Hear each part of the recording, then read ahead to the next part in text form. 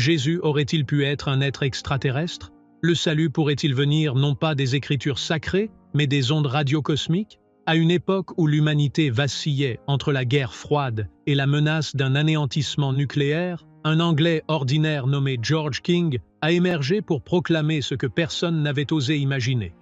Les prophètes ne viennent pas de la Terre, et Dieu vit peut-être sur la planète Vénus.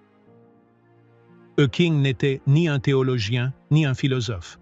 C'était un chauffeur de taxi qui pratiquait le yoga dans son petit appartement jusqu'au jour où il a prétendu entendre une voix intérieure lui dire « Tu es l'élu, tu transmettras la voix de la Terre à l'univers ». À partir de ce moment, un nouveau mouvement religieux est né. L'un d'eux prétendait que les véritables sauveurs de l'humanité n'étaient ni Moïse, ni Mahomet, ni Normand, ni même Bouddha, mais des êtres extraterrestres supérieurs venus sauver notre planète de l'autodestruction. Il ne s'agit pas seulement de l'histoire d'une secte. C'est l'histoire d'une foi nouvelle et étrange, née à Londres et dirigée vers les cieux. L'histoire de la société Éthéreus, où Dieu parle par le biais de fréquences radio.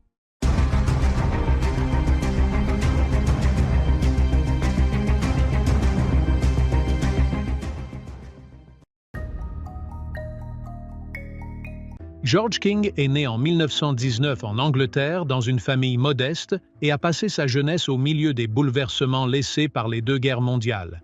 Alors que ses pères poursuivaient des carrières stables ou recherchaient les plaisirs de la vie ordinaire, George a suivi un chemin différent, celui de la méditation, de la réclusion et de l'immersion dans la littérature ésotérique. Dès son plus jeune âge, il est attiré par les enseignements orientaux, se forme au yoga et pratique la méditation prolongée jusqu'à atteindre, selon lui, des niveaux de conscience pure que personne d'autre n'avait atteints. Un jour de printemps 1954, alors qu'il était assis seul dans son humble appartement londonien, engagé dans une profonde pratique méditative, il s'est produit un événement qui allait changer sa vie à jamais.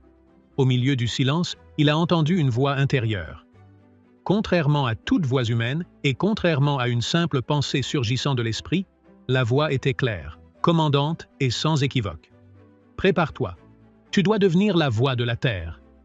Selon King, il n'avait pas d'hallucination et ne doutait pas de son bien-être mental. Il était convaincu que ce qu'il avait entendu était une convocation d'un être supérieur. Quelques jours après ce message, il affirme avoir commencé à recevoir des communications spirituelles, non pas par l'intermédiaire d'un téléphone, mais par ce qu'il appelle la pleine conscience d'une entité connue sous le nom de Maître Éthéreus, un être très avancé dont on dit qu'il est venu de la planète Vénus. Cette entité, selon George Washington, n'était pas simplement un extraterrestre, mais un enseignant cosmique porteur d'un message urgent de salut pour les habitants de la Terre. Peu à peu, ces expériences sont devenues plus régulières. Il ne s'agissait plus de flashs spirituels fugaces, mais de séances de communication quotidiennes. Au cours de celles-ci, King s'asseyait dans une posture yogique silencieuse et entrait dans un état proche de la transe. Dans ces moments-là, il prétendait ne plus parler en tant que George, mais en tant que médium, véhiculant les paroles du maître Éthéreus et transmettant ses messages au monde. Alors que ces communications s'accumulent, King commence à proclamer quelque chose d'encore plus grand. Il n'était pas un simple récepteur, mais avait été choisi par le Conseil cosmique, une autorité spirituelle suprême composée d'êtres hautement évolués provenant de planètes telles que Vénus, Mars et d'un monde qu'il appelait Neptune. 9. Sa mission, telle qu'il la concevait, était de sauver la Terre d'un destin catastrophique et d'aider l'humanité à transcender sa crise karmique. Plus tard, George a affirmé qu'il n'était pas une âme humaine ordinaire, mais un être spirituel d'une dimension supérieure qui s'était incarné dans un corps physique terrestre pour mener à bien une mission spécifique pendant cette période critique de l'histoire de la planète. À partir de ce moment, la transformation a commencé. George King est devenu le fondateur d'un nouveau système spirituel qui cherche à relier la Terre aux étoiles, la religion à la science et la raison à l'intuition. Ainsi, la première étincelle s'est allumée dans l'histoire de la société Éthéreus, l'un des mouvements religieux les plus étranges de l'ère moderne. George King ne se considérait pas simplement comme le fondateur d'une nouvelle religion, mais comme le messager d'un credo qui transcendait la Terre, un credo qui s'adressait aux galaxies autant qu'aux cœurs humains. Avec la création de la société Etherius en 1955, suite à une série de communications spirituelles intenses, King Shi a commencé à façonner un système de croyances complet qui mélange les religions orientales, le christianisme, les sciences ésotériques et la science-fiction cosmique. Au cœur de cette doctrine se trouve l'idée que la Terre n'est pas seule dans l'univers et que les êtres extraterrestres ne sont ni des créatures mythiques, ni des menaces militaires telles que dépeintes par les films hollywoodiens. Il s'agit plutôt d'entités spirituelles supérieures ayant des milliers d'années d'avance sur l'humanité. Originaires de planètes telles que Vénus et Mars, ces êtres, selon King, observent notre destin et nous envoient des signaux de guidage si nous sommes prêts à les recevoir.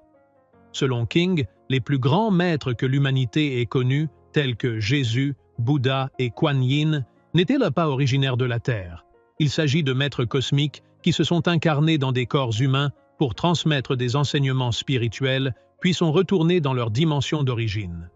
Ainsi, la religion, selon la société Etherius, n'est pas un phénomène terrestre, mais un langage universel maîtrisé par ceux qui ont atteint un haut niveau de pureté. Cependant, ces êtres, comme King l'a enseigné à ses disciples, n'interviennent pas à la légère. Au cours de milliers d'années, la Terre est passée par des phases de déclin spirituel, de guerre et d'égoïsme collectif, entraînant l'accumulation de ce qu'il appelle le sombre karma collectif. Le seul moyen d'éviter la punition karmique, ou ce que King appelait une explosion spirituelle, est qu'un nombre suffisant d'humains s'éveillent et manifestent leur volonté de changement par la méditation, la prière et le service à l'humanité. De cette croyance est né l'un des piliers centraux de la société, la transmission de l'énergie spirituelle à la Terre. King enseigne qu'il existe une énergie cosmique qui peut être collectée, un peu comme l'électricité, et stockée dans des batteries spirituelles, des appareils qu'il prétend avoir inventés lui-même. Cette énergie pourrait alors être libérée en cas de catastrophe ou de crise mondiale. Selon lui, ces rituels spirituels pourraient atténuer les tremblements de terre, arrêter les guerres ou sauver des populations entières de la destruction s'ils étaient libérés au bon moment. King a établi un système précis pour ces rituels, combinant la méditation collective, le chant et l'utilisation dirigée de l'énergie mentale. Ces pratiques étaient effectuées dans des centres d'énergie sur Terre, des endroits soigneusement sélectionnés dont on disait qu'ils étaient directement reliés au champ spirituel cosmique. La société n'a pas cherché à attirer des millions de personnes, mais plutôt un groupe sélectionné de ceux qui poursuivent la transformation. Comme King l'a souvent dit, ce monde ne sera pas sauvé par le nombre, mais par la pureté. Selon cette doctrine, l'univers est une entité vivante qui palpite d'énergie et de volonté. Les planètes n'étaient pas des rochers sans vie, mais des écoles et des foyers de sagesse. Et le ciel, comme le croyait King, n'était pas du tout éloigné. Il suffisait d'avoir des personnes prêtes à écouter. Dans l'une des salles de la société, baignée d'une faible lumière bleue, un groupe d'hommes et de femmes était assis en cercles ordonnés et les mains tendues vers le ciel, les yeux fermés dans un silence absolu. Il ne s'agissait pas d'une séance de méditation ordinaire, mais d'un moment de communion cosmique au cours duquel des énergies ont été envoyées de la Terre vers les cieux, et les esprits des maîtres ont été invoqués depuis les planètes Vénus, Mars et Sirius. C'est ainsi que commençait un rituel de la société Etherius. La société ne s'appuyait pas sur des rituels familiers comme ceux que l'on trouve dans les églises ou les temples. Ces pratiques, tout comme ces croyances, étaient hybrides et étranges, un mélange de spiritualité orientale, de techniques scientifiques et de science-fiction, d'imagination. Chaque mouvement, chaque chuchotement, chaque appareil placé dans un coin faisait partie d'un programme cosmique destiné à maintenir l'équilibre spirituel de la planète Terre. Le plus important de ces rituels était ce que l'on appelait le service de charge spirituelle. Il s'agissait de séances collectives, au cours desquelles les membres dirigeaient leur énergie mentale vers un dispositif métallique complexe qui semblait sortir du laboratoire d'un roman de science-fiction. Cet appareil, comme l'a enseigné George King, stocke l'énergie cosmique et la convertit en vibrations qui peuvent être libérées en cas de besoin, un peu comme une batterie spirituelle massive. Chaque rituel avait un temps spécifique, souvent synchronisé avec des événements astronomiques. Éclipses, phases lunaires, alignements planétaires, au cours desquels, selon leurs croyances, des fenêtres spirituelles s'ouvraient, permettant à l'énergie de passer entre les mondes. À ces moments-là, les membres avaient pour consigne de réciter des prières spéciales. Rédigées dans un anglais simple, mais empreintes d'une révérence solennelle, ces prières commençaient souvent par « Ô Master Ethereus » et se terminaient par des appels à l'aide pour sauver l'humanité des ténèbres karmiques. Une autre pratique importante était connue sous le nom de service des forces spirituelles. Au cours de ces rituels, les membres envoyaient leur énergie directement vers les régions affligées par la guerre ou les catastrophes naturelles, dans l'espoir de produire des effets tangibles sur la Terre. Des cartes du monde ont été étalées devant eux. Ils ont pointé du doigt les points chauds de la planète et ont concentré leur énergie mentale dans ces directions, tout en chantant des invocations répétées telles que « Que la paix soit accordée, qu'elle soit baignée de lumière ». Les lieux où se déroulaient ces rituels étaient loin d'être ordinaires. Ils ont été soigneusement choisis pour faire partie de ce que l'on appelait les centres d'énergie terrestre, des lieux censés, selon les enseignements de la société, posséder des fréquences cosmiques élevées. Le mont Holdstone, dans le Devon, en Angleterre, figurait parmi ces sites, ainsi que des lieux en Californie, dans les Alpes, et certains volcans endormis dont on dit qu'ils sont reliés à des voies d'énergie entre la Terre et d'autres planètes. Il n'y avait pas de code vestimentaire strict, mais de nombreux participants portaient des robes blanches symbolisant la pureté spirituelle. Des symboles planétaires ornaient les murs aux côtés d'images de Jésus, de Bouddha et d'Éthérus. Le but de ces rituels n'était pas de construire un paradis terrestre ou d'attendre passivement un miracle, mais de participer activement à l'entretien de la planète. Les membres étaient convaincus que chaque rassemblement, même si seulement 10 personnes étaient présentes, pouvait faire la différence au niveau de l'énergie mondiale. Malgré l'apparente étrangeté de ces rituels, la scène n'était pas un simple spectacle. Pour les adeptes, ce moment était sacré et universel, transcendant le moi, la langue et la religion. Ils priaient non pas les cieux traditionnels, mais les planètes, les étoiles et les maîtres qui regardaient de loin, attendant que l'humanité prouve qu'elle était digne d'être sauvée. La vie au sein de la société, contrairement à ce que l'on pourrait attendre d'une section religieuse, était organisée mais pas fermée. Ce n'était pas un groupe qui se retirait du monde, mais qui cherchait à le remodeler de l'intérieur. Les membres n'étaient pas tenus d'abandonner leur emploi ou leur famille. Ils étaient plutôt encouragés à intégrer la doctrine cosmique dans les détails de leur vie quotidienne. Ils se rencontraient plusieurs fois par semaine, généralement le soir après le travail. Les réunions commençaient généralement par une séance de méditation suivie de lecture des messages cosmiques, puis de discussions sur l'énergie, le karma ou l'influence de Vénus sur les vibrations humaines. Au cours de cette semaine particulière, ces rassemblements ressemblaient à des réunions de scientifiques spirituels débattant calmement de théories cosmiques dans un langage riche en citations de King. Après plusieurs années, plus précisément au début des années 1960, King a déménagé à Los Angeles, et tout a changé.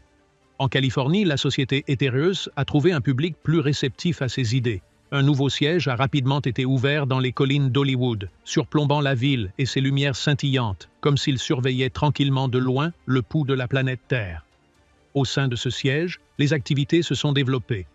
Les rituels ne se limitaient plus à des séances silencieuses, mais devenaient des événements publics auxquels assistaient même parfois les médias. King donne des conférences hebdomadaires à un petit public, en utilisant du matériel de projection pour afficher des images de planètes, des cartes énergétiques de la Terre, et parfois des enregistrements audio de ce qu'il prétend être des messages directs du maître Ethereus. Ce qui ressort de la société, c'est l'absence de coercition ou d'isolement social. Il n'y avait pas de rite d'initiation secret, pas de test de loyauté sévère et pas de chef tyrannique.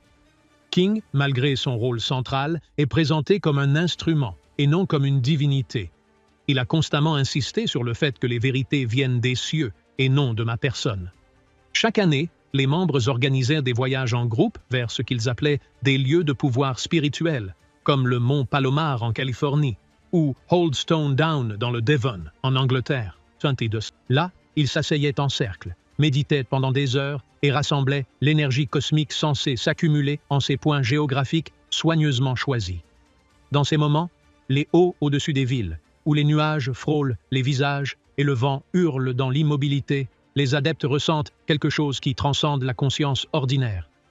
Comme l'a écrit un membre dans son journal, l'univers n'est pas lointain, il est en nous. Malgré toute son étrangeté, aucun cas de violence, d'exploitation ou d'abus n'a jamais été enregistré contre la société. Elle n'a pas été légalement poursuivie ni accusée d'activités suspectes. C'était une secte, oui, mais d'un genre différent. Spirituelle, pacifique, quasi scientifiques, vivant en marge de la réalité et cherchant l'espoir dans l'espace. Lorsque George King est décédé en 1997, la scène n'était ni triste ni sombre. Comme on peut s'y attendre à la mort d'un chef de secte spirituel, ses disciples semblaient préparés.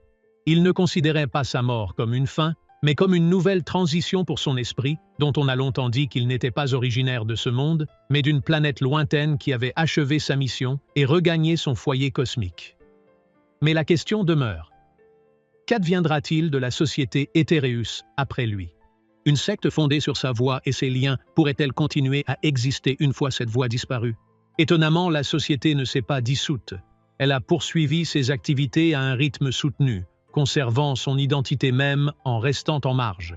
Il n'y a pas eu de manifestation, pas de prosélytisme extrémiste, pas de campagne médiatisée. Juste un mouvement spirituel tranquille qui s'appuie sur les écrits de King et les enregistrements archivés prétendant être des messages du maître Ethereus. Malgré cette continuité, la société n'est jamais devenue un mouvement de masse, ni ne s'est étendue comme l'ont fait d'autres sectes. Elle est restée petite, limitée, confinée aux cercles spirituels et intellectuels, ne comptant que quelques milliers de personnes dans le monde. Il semble que ce soit exactement ce que King avait prévu. Une communauté engagée et loyale qui vit en harmonie entre la science et la religion, entre les étoiles et la Terre. Dans l'étude des religions modernes, la société Ethereus est classée parmi les mouvements New Age, des systèmes de croyances apparus dans la seconde moitié du XXe siècle, mêlant spiritualité orientale, science-fiction et prophétie cosmique. Ce qui la distingue des autres, cependant, c'est qu'elle n'a jamais cherché à prendre le contrôle ou à exercer une influence politique. À la base, il est resté un mouvement tranquille et salvateur, offrant de l'espoir sous la forme de vibrations spirituelles. Beaucoup peuvent considérer la société Ethereus comme une forme de délire ou un caprice religieux dérivant dans le domaine de la science-fiction. Pourtant, derrière cet étrange extérieur se cachent des questions aussi vieilles que l'humanité elle-même. Sommes-nous seuls dans cet univers? Y a-t-il quelqu'un qui t'écoute?